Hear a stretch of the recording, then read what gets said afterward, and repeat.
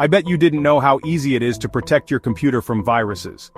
Stick around and I'll show you 5 simple steps. Step 1. Install a reliable antivirus program. Download a trusted software and keep it updated.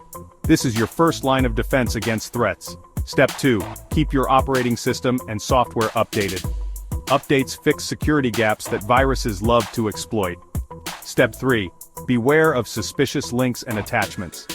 Avoid clicking on anything from unknown sources, especially in emails or messages. Step 4. Use strong and unique passwords.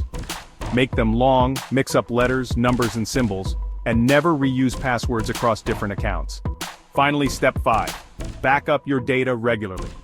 Use an external drive or cloud storage. This way, you can recover your files if an attack happens. By following these steps, you can protect your computer and personal data from cyber threats. Stay safe out there, techies.